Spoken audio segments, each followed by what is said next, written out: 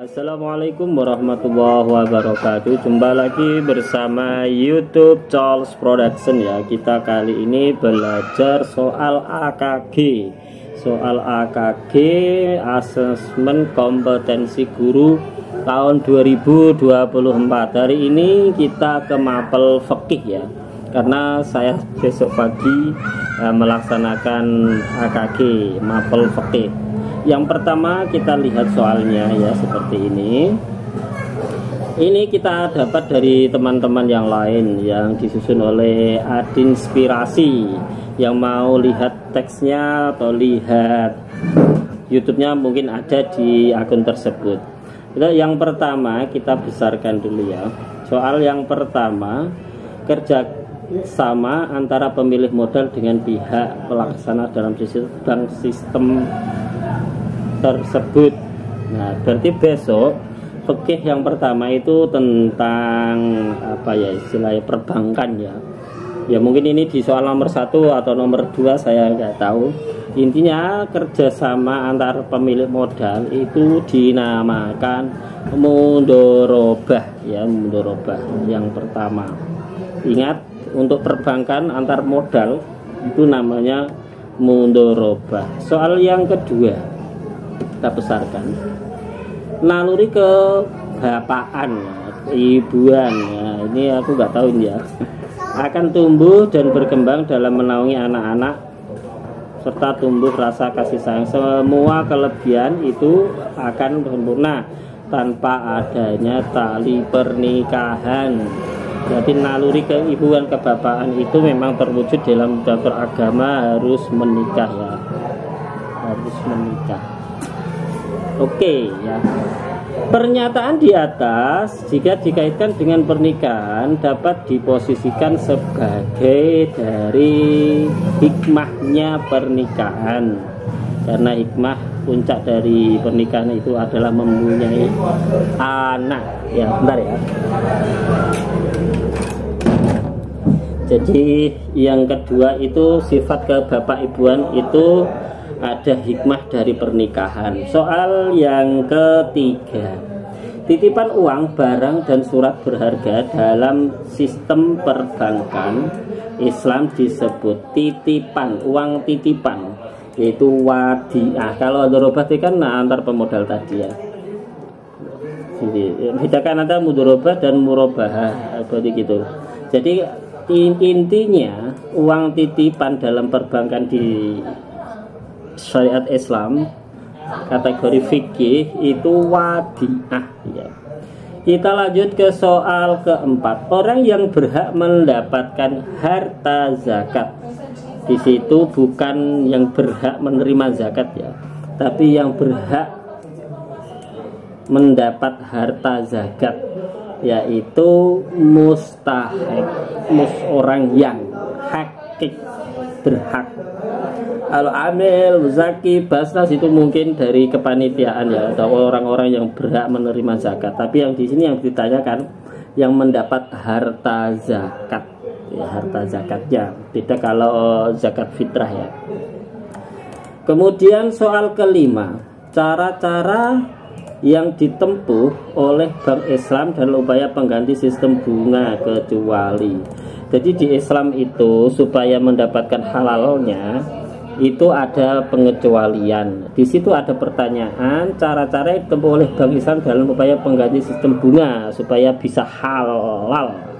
Ya, itu dengan cara mudorobah, dengan cara wadiah, dengan cara syirkah atau musyarakah. Nah, di situ pertanyaannya adalah kecuali, berarti yang salah. Berarti jawabannya adalah mubaroh. Oke ya. Untuk artinya mubaroh cari sendiri ya. Kita hanya sepil-sepil saja.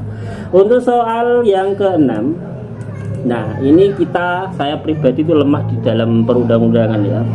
Biasanya disajar mulang-mulang gitu, yang ngajar ya tetap ngajar gitu, kalau tidur ya tidur gitu ya. Jadi kalau untuk perundang-undangan ya memang guru itu harus profesional, akan tetapi saya sendiri nggak tahu, yang penting ikut dan lulus. Oke, barokah. Berikut undang-undang yang digunakan acuan hukum pengelolaan zakat. Nah, yaitu di situ dalam undang-undangnya. Oh. Jadi Undang-Undang nomor 23. Berarti kita ingat betul acuan hukum dalam zakat, yaitu 23 nomor 23 tahun 2011. Ingat-ingat, besok keluar dia bisa menjawab. Nomornya 23 tahun 2011. Itu aturan tentang zakat. Kita lanjut ke soal ke-7.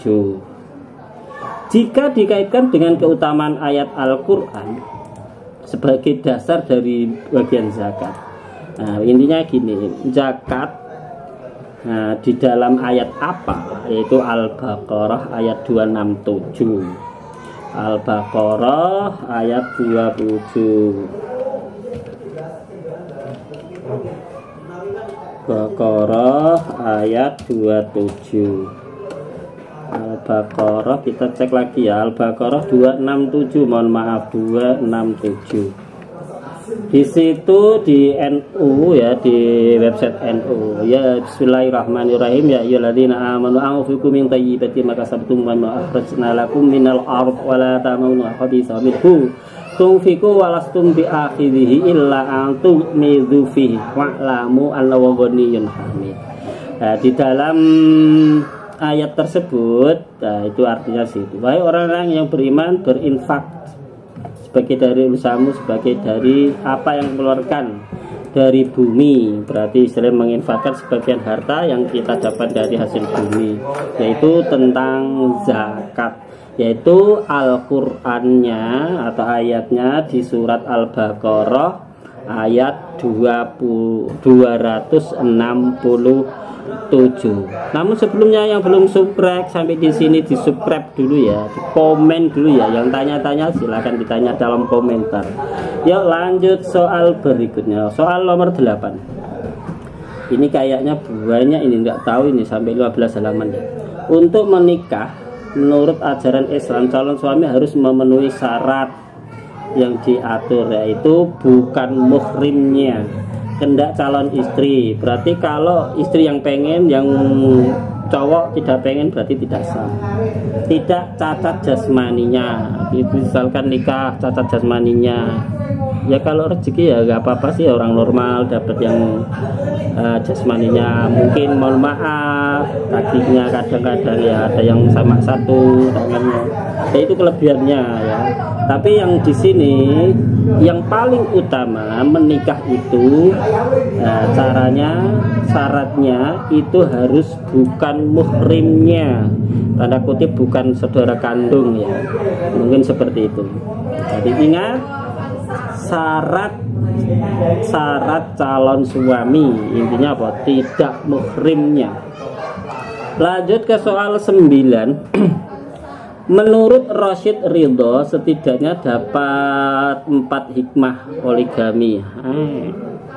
Satu aja belum, udah bahas poligami. 1 atau 2, 3, 4 poligami. Kira nggak apa, yang penting kita sepil dulu. Syarat dari poligami setidaknya ada maaf bukan syarat, hikmah poligami itu ada 4. Nah, B ini untuk menyelamatkan suami yang hiperseks, perbuatan free sex. Jadi kalau ada suaminya supaya tidak terjerat dalam perzinahan, itu ada istri yang memang rela mengikhlaskan suaminya untuk menikah lagi. Akan tetapi itu harus ada batasannya. Jika itu suaminya itu seperti hiperseks, free sex, dan itu sudah punya istri 1, tambah lagi 2 sampai 4, kok masih seperti itu, berarti itu tidak sesuai ajaran agama, tetapi itu memang dari orangnya tersebut ya. Kemudian hikmah yang kedua, menyelamatkan harta wanita atau krisis. Biasanya itu perempuan-perempuan yang punya hutang orang tuanya, supaya itu dilunaskan, itu juga bisa kayaknya kalau masuk itu. Tapi kalau nggak benar mohon di komen ya.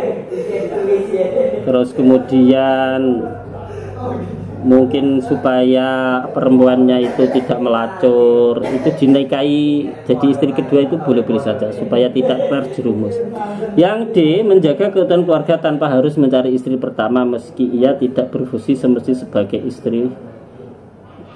Menjaga keutuhan keluarga tanpa harus mencari istri pertama meski ia tidak berfungsi semestinya sebagai istri.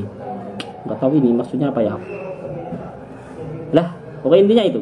Yang keempat, untuk mendapatkan anak bagi suami yang subur, istri yang mandul. Nah, itu berarti oleh poligami itu yang keempat itu, jika misalkan si istrinya mandul, nah itu disuruh menikah lagi itu boleh. Tetapi ya memang harus kesabaran, keikhlasan semua ditata penuh.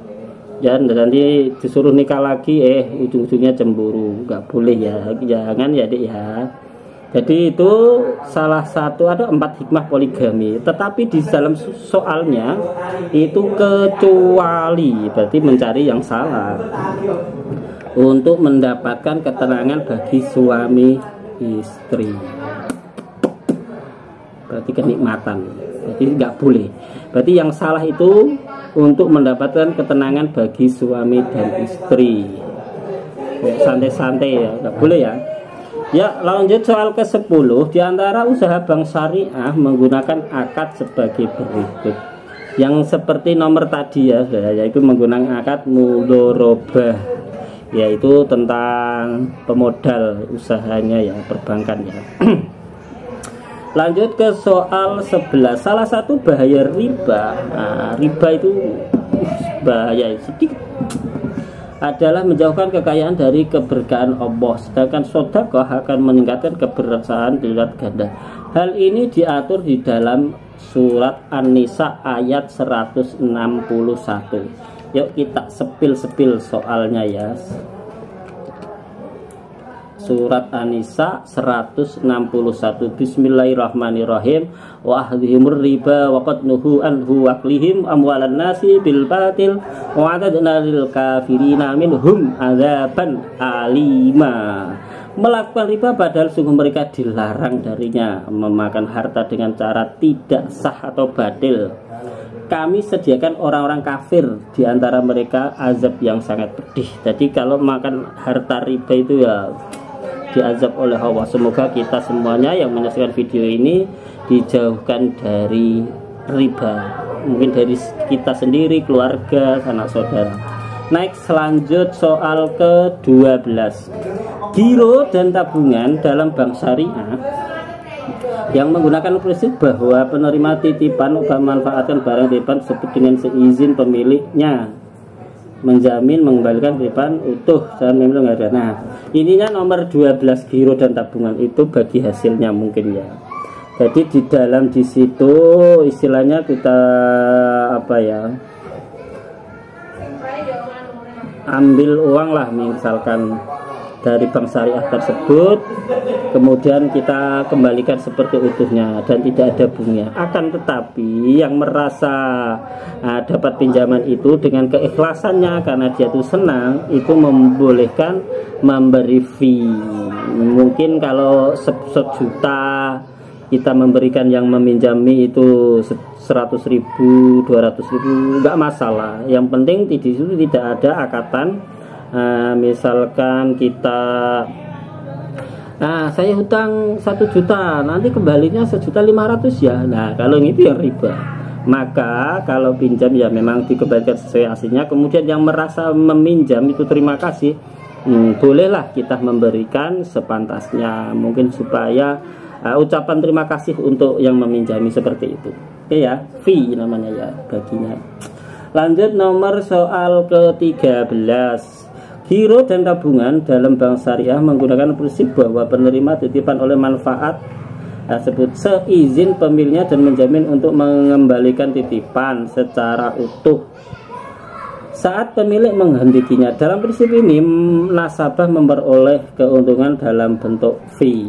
Jadi apa ya, kalau mencontohkan ya, penerimaan titipan mungkin punya titipan mobil ya kan, terus kemudian kita sewakan ke orang lain, tapi harus sepengetahuan yang punya mobil. Nah, penyewaan mobil itu mendapatkan keuntungan ya kan.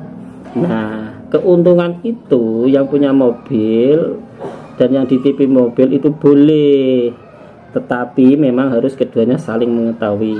Kalau kita dapat titipan dari teman misalkan mobil, terus kita untuk kalau jadi komersil ya, yang punya mobil nggak tahu, itu nggak boleh. Maka kalau memang itu mobilnya titipan kita, terus kita jadikan hasil mungkin disewakan, itu yang punya harus dikasih tahu. Kalau membolehkan, udah kita sewakan dan kita dapat hasil, kemudian yang punya mobil dan kita juga dapat.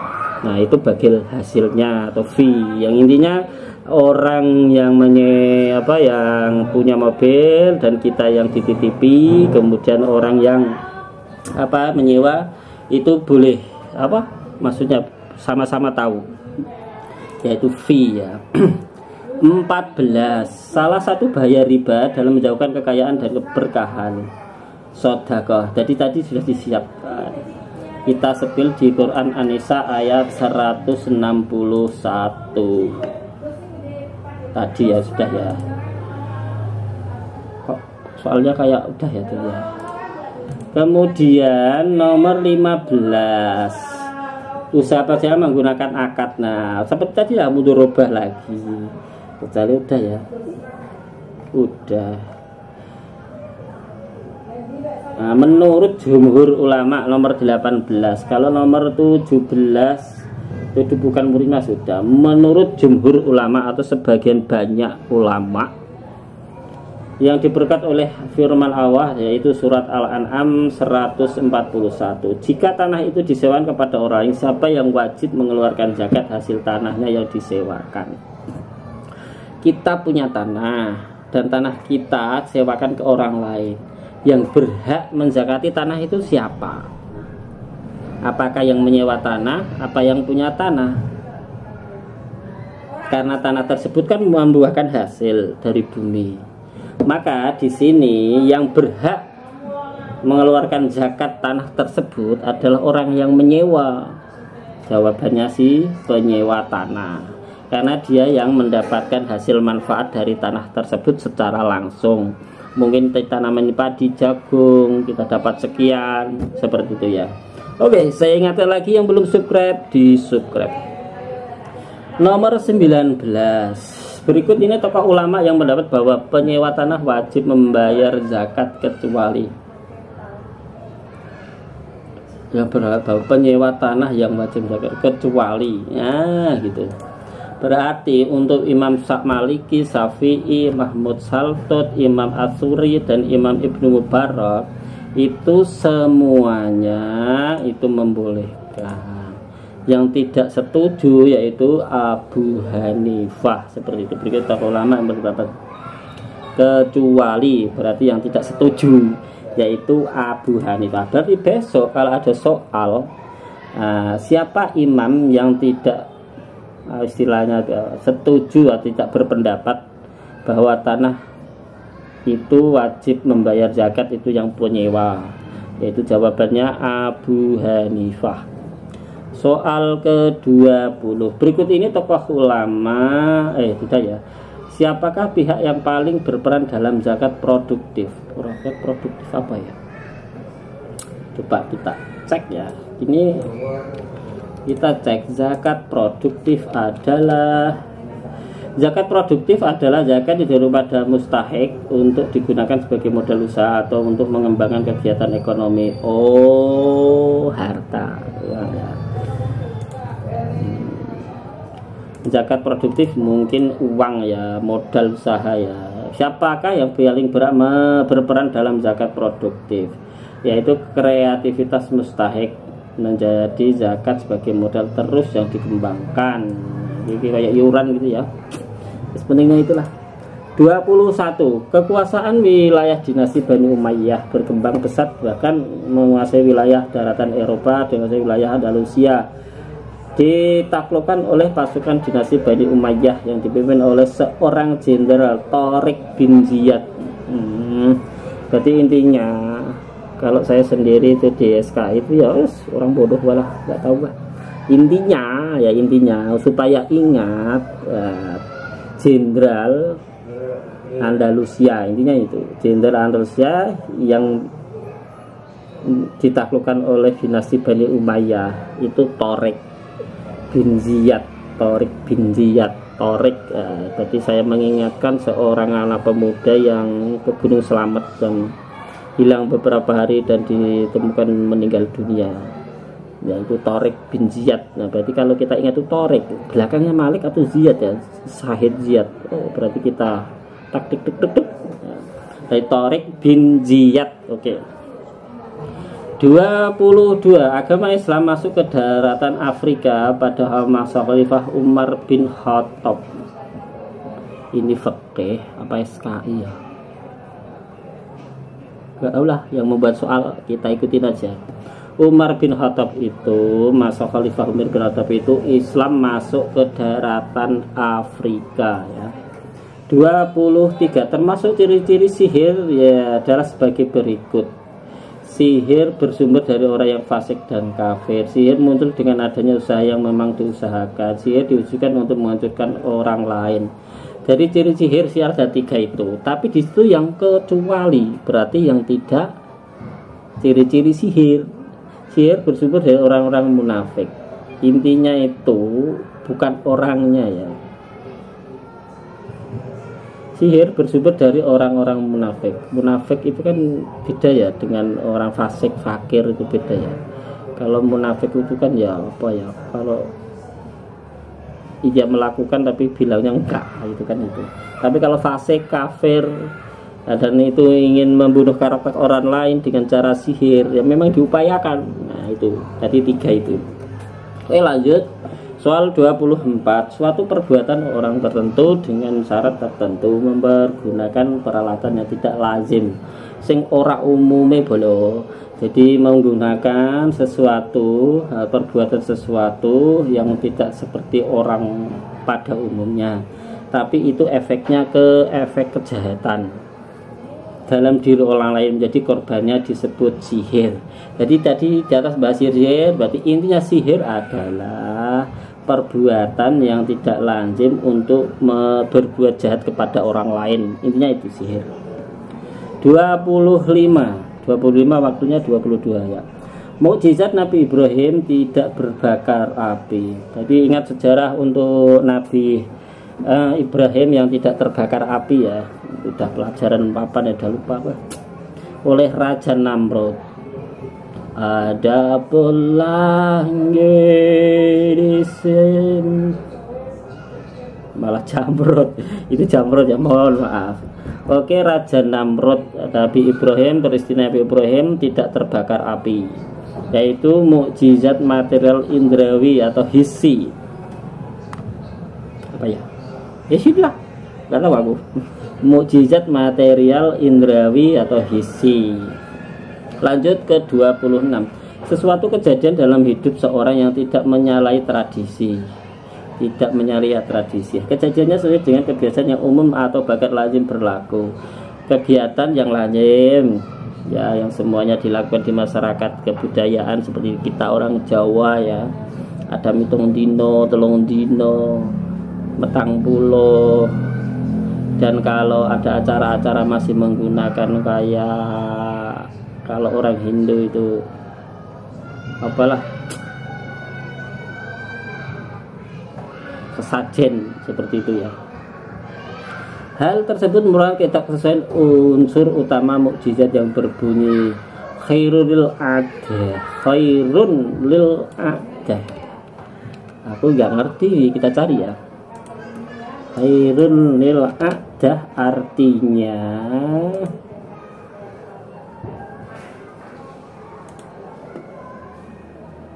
wow, khairul lil ada.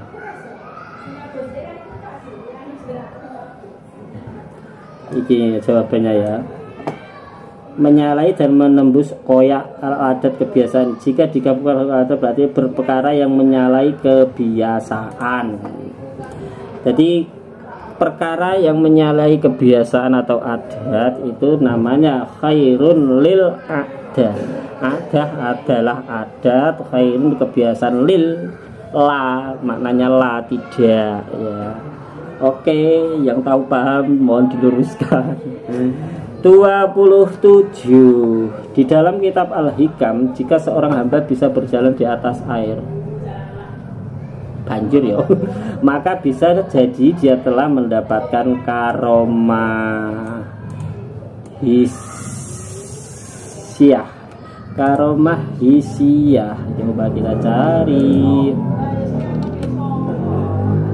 Karomah isi adalah karomah yang dirasakan oleh orang-orang awam dan terdeteksi panca indera. Oh, gitu.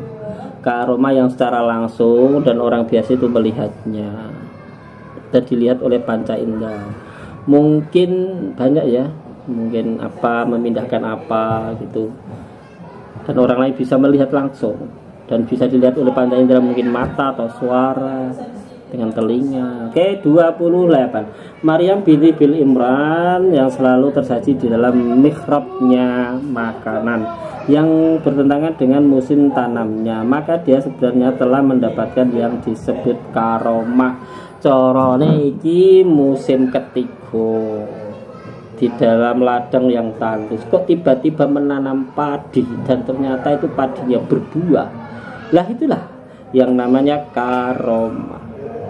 Misalkan saya gini tidak tidur santai, tiba-tiba ada yang ngasih uang, ngipi kali ya. Oke, intinya karomah ya. Karomah itu yang mungkin bertentangan, mungkin tanam padi di musim kemarau, ternyata itu bisa panen. Kalau di nalar otak kita tidak sampai ya. Oke, lanjut 29. Menurut ulama sufi, suatu keadaan luar biasa yang diberikan Allah kepada para walinya. Sama ya, karomah semua. Intinya hal-hal yang di luar nalar dan itu terwujud dan bisa disaksikan orang biasa, itu adalah karomahnya ya. Karomah. Lanjut 30. Ini selesainya kapan? Pak Adi merupakan seorang pedagang keliling barang dagang. Saat azan tiba, ia singgah ke sebuah masjid untuk melaksanakan sholat duhur berjamaah. Wong dodol keliling, wayah dan ngosolat ring masjid jamaah. Saat akan melaksanakan sholat, ia melihat bahwa di bajunya terdapat bercak darah bekas luka. Agar sholat Pak Adi tetap sah, yang harus dilakukannya adalah ini nggak usah belajar jauh-jauh ya. Kalau memang itu tahu hukumnya najis saja itu sudah cukup ya. Ya cukup membersihkan darahnya itu ya, dikucek sedikit misalkan di ujung, dilepas, gerocok keran, diperas. Kalau sudah warnanya, baunya, rasanya. Tapi kalau kalian mengecek rasa apa bener, misalkan lantai kena cicak itu harus bersih, lantainya dijilat. Nggak mungkin ya. Tapi kalau sudah dilihat warnanya, baunya, kemungkinan itu baunya ya aman. Si bajunya nggak usah dicopot, tetap dia sholat. Ini buat soal muter-muter ya, nggak langsung gitu ya. 31. Pak Riko merupakan seorang driver ojek online. Suatu hari ia jatuh dari motornya sehingga tangan kakinya dibalut dengan perban. Bahkan ini wong tiba sikile tangannya diperban. Nah sholatnya piye ya, mesti itu. Tetapi membahayakan saat akan berunduh, Pak Riko mengalami kesulitan bermasalah. Caranya itu cukuplah kalau kita dulu ngaji itu fikihnya itu, kalau memang apa kita luka, kita perban, diupayakan pertama kali kita wudhu, terus dipetah-petahke ya, ditahan sakitnya, baru kita perban. Nah untuk sholat selanjutnya kan mesti kan batal wudhunya ya kan. Itu mungkin dengan ini cara fikihnya itu cukup diusap-usap saja bagian yang sakit. Mungkin yang perbannya di sini kan harusnya itu dibasuh, mungkin dibasuh sedikit, sini diusap-usap saja gitu. Jadi mengusap tangan atau kaki yang ditutup perbannya, perbannya diusap-usap gitu saja. Oke ya, gampang itu. Soal 32.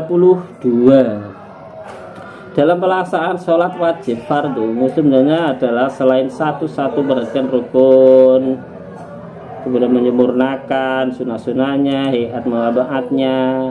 Berikut ini yang merupakan salah satu termasuk sunnah abaat adalah membaca doa kunut pada sholat subuh dan sholat witir pada pertengahan hingga akhir bulan Ramadan. Nah, amalan ini biasanya itu ada doa kunutnya itu warga Nahdliyin. Mohon maaf untuk teman-teman yang Muhammadiyah, mungkin dia punya dalil sendiri. Cuma di sini dalam fikih ini, jadi yang dimaksud sholat sunnah abaatnya, merupakan salah satu dalam sunnah abaat itu membaca doa kunut setelah sholat subuh ya. Oke, jadi pembeda kita mungkin ya banyak, cuma yang awam tahu itu kalau di warga Nahdliyin itu subuhnya adalah kunut, dan untuk teman-teman Muhammadiyah itu biasanya tidak ada doa kunut. Mungkin itu kan beda pendapat, jadi jangan yang lain ya komennya ya. Oke, yang belum follow, yang belum subscribe, dan silakan komen selalu dan saksikan terus sampai selesai. Soal 33. Pak Ali merupakan seorang karyawan yang taat ibadah. Suatu ketika satu persatu saat melaksanakan sholat subuh ia terlupa untuk melaksanakan tasahud awal. Dalam kasus ini maka yang harus dilakukan Pak Ali, salah satu nih wong sholat ya kan, tapi dia lupa. Pak Ali sholat subuh, melakukan sholat subuh, ia terlupa untuk melakukan tasahud awal.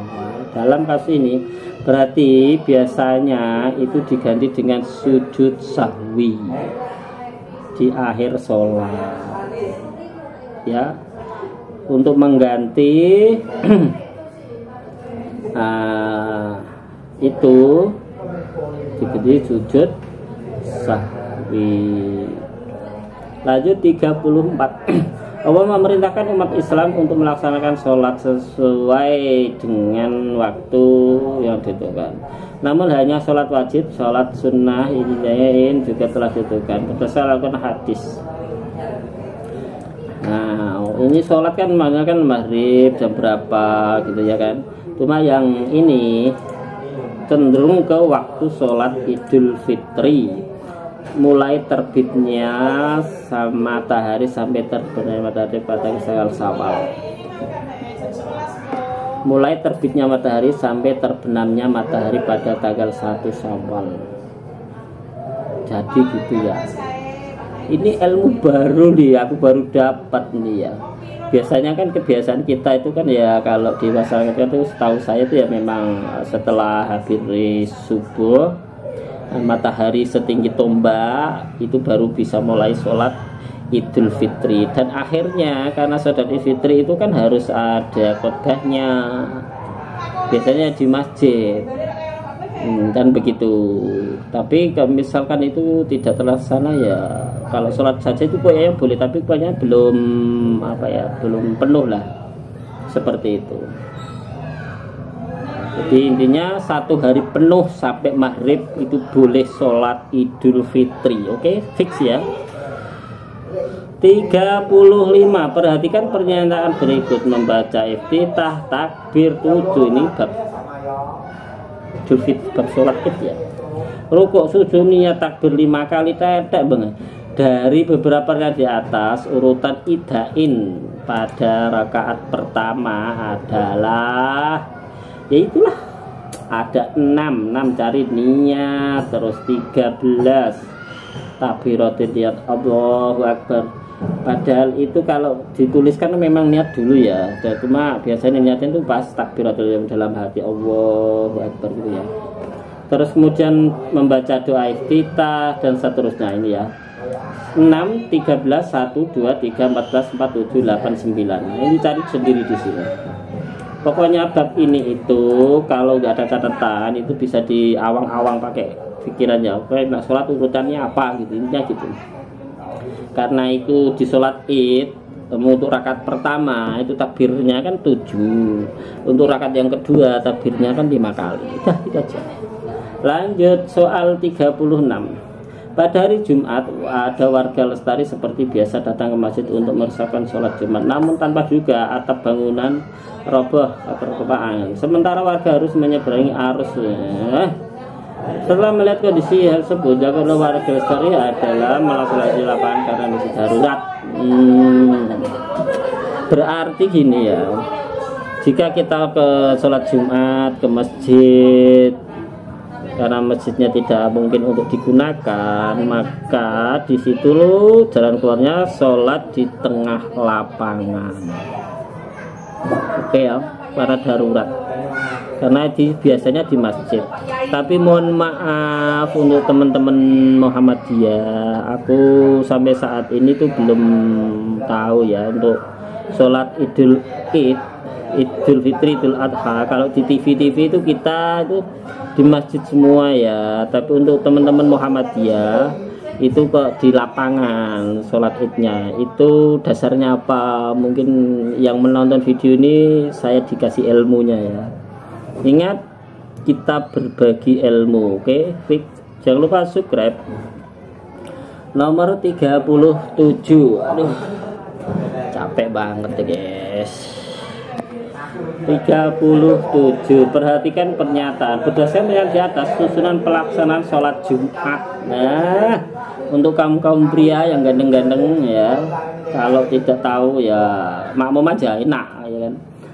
Berdasarkan urutannya, yang keempat itu khatib naik ke mimbar, terus 6 khatib menyampaikan khotbah. Pada asal membacakan jamaah memperhatikan aja ngomong dewi aja turu ya kan. 5. Setelah selesai khotbah muadzin mengumandangkan istiqomah. Kemudian sebelum mulai hendaknya mengingatkan makmum untuk merapatkan barisan. Nanti imam itu wajib mengkondisikan makmumnya. Jangan jadi imam itu langsung ke belakang masih wudhu masih rame. Kalau bisa semua ada siap, baru kita balik kanan dan siap mulai sholat ya, seperti itu. Kalau jamaah ribut ya urusan dah, makmumnya itu harus pinter. Okay. Lanjut soal 38. Soal 3, Pak Adi merupakan seorang penderita diabetes. Suatu ketika berkunjung ke rumah saudara dan lagi banyak makanan mengandung gula. Mohon maaf yang punya gula, sabar ya kalau lihat makanan yang enak-enak. Dan semoga kita yang menyaksikan videoku dan saya sendiri semuanya keluarganya dalam kesehatan selalu dan lindungan Allah Subhanahu wa taala. Amin. Dalam ilustrasi tersebut, ketika ada keluarga kita butuh berpenyakitan, salah satunya diabetes. Nah, ilustrasi tersebut disebutkan bahwa makanan yang mengandung gula halal namun tidak thayyib buat Pak Ali. Thayyib maksudnya bagus ya.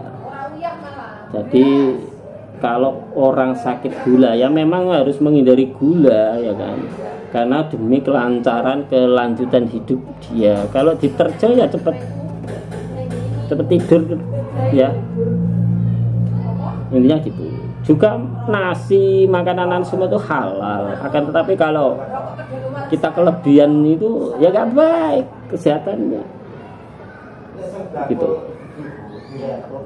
Oke, 39 masih 5 lembar ya. Berai pernyataan di atas termasuk minuman haram. Mengapa yang enak-enak itu diharamkan? Tereng, mengapa yang itu juga dilarang? Haram. Haram itu dari segi perbuatan ataupun memang dari jenis barangnya itu sudah haram, itu ada ya. Dari pernyataan di atas yang termasuk minuman haram. Jadi memang sudah haram, bukan halal, jadi haram itu beda sendiri ya. Minuman yang merusak badan, akal dan jiwa. Minuman yang merusak rumah tangga. Apa itu minuman merusak rumah tangga? Minuman yang mengandung kafein, kopi ra enak guys. Kudune ono ikine, ubude ngopi wong NU ya. Oke. Minuman yang merusak akidah. Minuman yang bahannya di benda najis. Kok benda ya? minuman yang bahannya dari benda najis, mungkin wadahnya ya najis ya. Minum yang terkena najis, itu air najis namanya bang, bukan minuman haram ya. Minuman yang diperoleh yang melanggar ketentuan agama, mungkin 7, 1, 5 karena itu najis jadi haram ya kan. Walaupun itu namanya bukan haram, tapi minuman yang kena najis maka dia najis. Minuman yang terkena najis ya najis. Misalkan es campur gitu ya, ada tokek lewat di atas, tok, ya itu najis, dibuang. Karena itu minumnya sudah najis, maka haram untuk dikonsumsi. Intinya itu makanan yang memang haram itu khamr yang sudah jelas ya. Tapi kalau di sini itu kan bahan-bahannya ini mungkin ada yang halal, tapi karena kena najis maka jadi haram gitu. Termasuk teh, ini halal. Tetapi kalau kita sendiri misalkan yang bawa alam, bukan kita mendapatkan dengan cara mencuri, maka makanan ini tidak halal lagi ya, minuman ini ya, tapi sudah haram. Tapi aslinya halal karena perbuatannya yang dia ambil itu dengan cara mencuri. Minum dulu ya. Yang belum subscribe. Soal ke-40. Dari pernyataan di atas yang merupakan adab yang menyembelih hewan. Jadi ini sudah sampai penyembelihan hewan ya. Memejamkan alat sembelihan, menajamkan. Kalau nyembelih itu nggak boleh tumpul ya, kasihan hewannya. Kemudian 2, tidak menunjukkan pisau di hadapan hewan. Hewan itu aslinya itu sedih ya kalau kita nyembelih. Tapi saya belum pernah nyembelih ayam, nggak pernah. Memang syaratnya itu pisaunya tajam. Yang kedua, pisaunya jangan dilihatkan oleh hewannya. Biasanya pisaunya itu ditutup oleh daun supaya hewannya tidak melihat pisaunya. Yang keempat yaitu membawa hewan dengan baik. Tapi kalau misalkan hewan sembeliannya itu kurang pro dengan kita, pro gitu ya, itu memang kadang dengan cara-cara dijegal atau apalah supaya bisa disembelih. Kan banyak kasus hewan sembelihan kurban itu yang kabur gitu ya. Tapi kita harus secara hewani lah. Kalau sama orang yang manusiawi gitu. Jadi caranya seperti itu. Jadi 1, 2, jadi 1 menajamkan alatnya, terus kedua pisaunya jangan dilihatkan ke hewannya. Kemudian kita membawa baik lah keesaan membawa hewannya. Jangan digetek gitu enggak ya. Soal ke-41. Dari beberapa di atas yang merupakan langkah-langkah dalam penyembelihan ke hewan. 1. Setelah hewan binatang benar-benar mati oleh jiwanya itu, kaki binatang yang akan disembelih dipegang kuat-kuat atau diikat. Kepalanya ditekan ke bawah agar tanduknya menancap ke tanah. Gitu ya, itu ya kambing ya. Kemudian 5. Leher binatang yang disembelih diletakkan di atas lubang penampung darah sudah siapkan. Berarti kita siapkan galian tanah ya supaya untuk darah sembelihannya masuk ke tanah. Mohon maaf ya, darah itu haram diminum ya. Tapi dalam di masyarakat itu masih ada yang memakan dijeh, yaitu olahan fermentasi atau ya dari darah lah, digodok itu apa itu, iya boleh ya. Kemudian ke poin 3, menyiapkan terlebih dahulu lubang penampung darah sudah.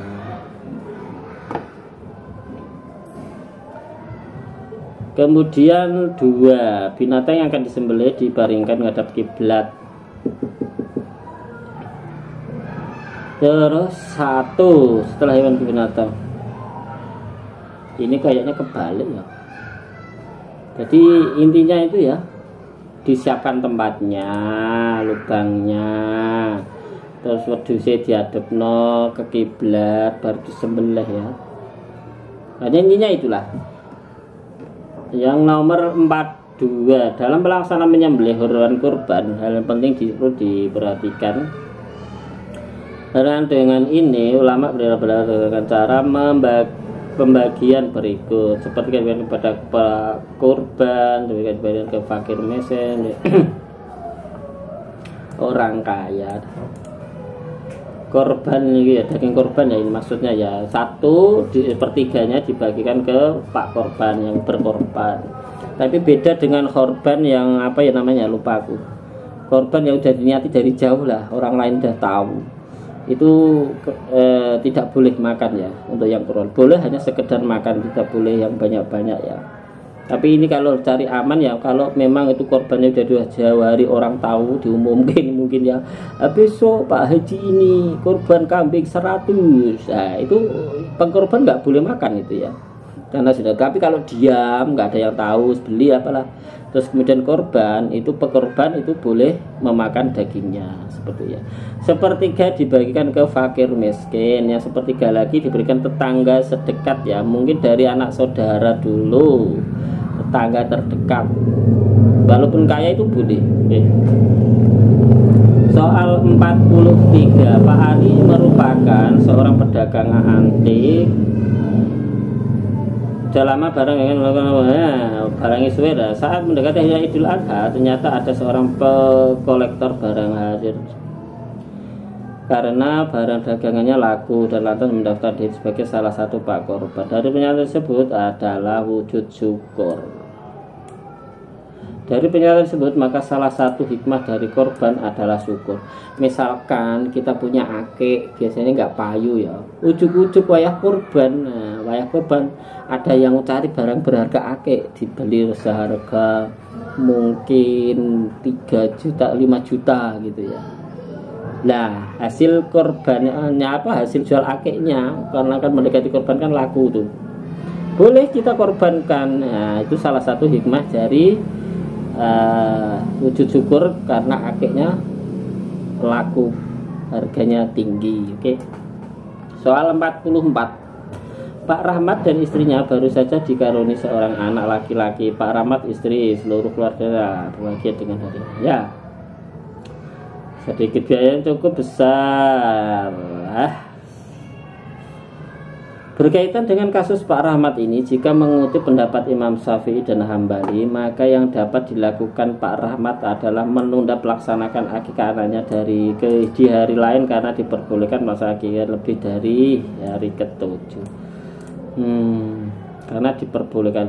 Jadi kalau akikah itu memang biasanya itu pas lahiran ya, terus sekalian pas menamai anak ya, itu lebih baik. Akan tetapi kalau memang tidak ada uang, belum apa, itu ya bolehlah setelah hari ke-7, mungkin 1 tahun. Bahkan ke saya sendiri mungkin belum akikah ya. Ya semoga dapat rezeki lah. Soal 45, Bu Ani merupakan wanita karir yang rajin menginvestasikan uangnya berbentuk emas. Namanya Bu Ani, duwe simpenan emas. Dengan kegigihannya selama 6 kerja, ia mampu mengumpulkan emas 150 gram. Berikut ini pernyataan yang terakhir dengan Bu Ani belum wajib zakat karena emasnya tersebut belum mencapai haul, karena baru selama 6 bulan. Maka wajib zakat fitmal atau zakat emas ini itu minimal 1 tahun ya syaratnya. Kita punya emas berton-ton, tapi kita dapatnya itu baru 6 bulan 5 bulan, itu belum bisa mengeluarkan zakatnya ya, karena syaratnya itu 1 tahun. Oke, fix. Nomor 46, dari beberapa pernyataan tersebut yang merupakan hikmah dari pelaksanaan akikoh, kayak korban akikoh, jawabannya 1, 2, dan 4. Berbentuk takarub atau pendekatan diri kepada Allah, syukur dia anak lanang wedhusi loro ya kan. Yang kedua, mewujudkan hubungan baik sesama tetangga dengan merasa kegembiraan dhewe anak iso akeko tanggane melu mangan enak, mangan sebelah wedhus. Itu hikmahnya. Yang keempat, memperkuat persaudaraan antara dengan fakir, menambahkan kualitas harta. Itu jadi kalau kita akikoh itu biasanya itu ya memang peningkatan ya, saudara yang kaya dengan yang fakir sama-sama makan, duduk bareng, nggak ada pembeda lain lah, intinya bersyukur punya anak terus diakikoi gitu ya. Jadi yang belum subscribe. Soal 47, Perhatikan emas, perak, harta binatang ternak, buah, harta temuan, harta profesi, biji-bijian. Dari tabel 1 sampai 7 yang harta zakat yang perlu lihat haul dan nisab saat dikeluarkan zakatnya itu 4 buah-buahan dan biji-bijian. Karena itu memang proses. Kalau biji-bijian mungkin fitrah ya, zakat hasil panen, dia memang harus perlu diketahui halnya dulu dan nisabnya, mungkin beratnya, jumlahnya itu harus diketahui dulu. Kalau emas kan jelas berapa kilo, berapa gram ya. Lanjut soal 4 ke 48. Soal ke-48. Pak Roy merupakan seorang manajer, ia bekerja sebuah perusahaan yang bergerak di bidang properti. Setiap bulan ia mampu meraih penghasilan 50 juta. Satu bulan 50 juta. Kalau aneh berapa ya? Tapi sama-sama hidup. Itulah Gusti Allah ya. Kalau aku misalkan 50 juta satu bulan, udah daftar haji. Umroh bolak-balik ya kalau saya ya. Mungkin itu ya, semoga kita dan kalian semuanya bisa menunaikan ibadah haji, syukur-syukur ditambah plus umroh ya. Amin. Dari di situ kita melihat pencapaian seorang Roy itu penghasilannya 50 juta sebulan. Nah, di situ kita lihat tepatnya penjelasannya. Pak Roy tidak wajib zakat profesi karena penghasilannya tidak mencapai hisab. Belum setahun, intinya gitu. 50 juta kan baru satu bulan dia. Tapi mungkin kalau sudah 1 tahun dan kemudian ketentuan zakat malnya itu berapa, itu baru bisa dihitung. Tapi kalau baru 1 bulan, kalau dari cicilan untuk membayar ini, hasil bersihnya dalam soal ini belum sah lah, belum masuk. Oke, 49. Pada era modern saat ini menggunakan zakat secara maksimal, profesional, memberikan pengaruh perubahan luar biasa. Nah, fungsi zakat mampu menjadi sumber dana hasil bagi mustahik dan meningkatkan produktivitas mustahik. Mohon maaf, dampak dari Basnas itu sebagian mungkin sudah terbantu ya. Tapi itu saya mohon maaf, untuk Basnas itu biasanya itu malah di kota-kota besar ya. Dan masyarakat kita itu majemuk, bahkan yang miskin itu paling banyak di perdesaan. Mbok ya Basnas itu mengcover perdesa gitu ya, supaya di situ kan ada peningkatan pendaya gunaan zakat secara maksimal gitu. Itu harapan saya. Oke. Di kota juga yang miskin banyak. Cuma yang biasa tercover itu di kota-kota, yang desa-desa untuk kegiatan Basnas ini malah biasanya di lembaga-lembaga yang sudah besar ya. Itu di masyarakat awam desa itu malah nggak tercover sama sekali. Itulah uniknya Indonesia ya. Oke, lanjut soal nomor 50. Pak Ajis memiliki bidang tanah 1000 meter. Ia bermaksud mewakafkan tanahnya. Nah, ini bisa dibaca. Berdasarkan yang di atas, maka wakaf Pak Ajis adalah sah telah terpenuhi 4 rukun wakaf, yaitu mauquf, wakif, signata. Mauquf, wakif yang menerima dan memberi wakif, sigot, mauquf alaih. Coba ini aku asing nih, mauquf alaih. Alaih kan orang lain ya. Mauquf alaih tidak menerima dari wakaf. Maka alaih dapat orang, golongan atau pihak, mungkin yayasan bisa ya.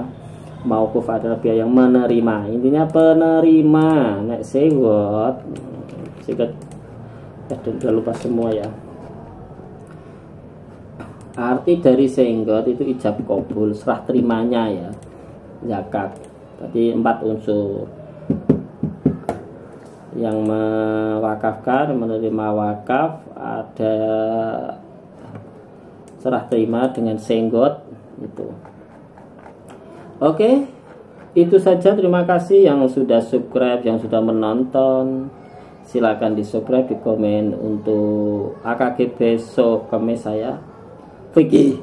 Ini masih soal fikihnya, belum soal-soal yang lainnya ya, supaya kita mendapatkan nilai yang bagus dan keberkahan di madrasah. Tetap semangat. Terima kasih. Bersama Charles Production. Wassalamualaikum warahmatullahi wabarakatuh. Bye bye. Selamat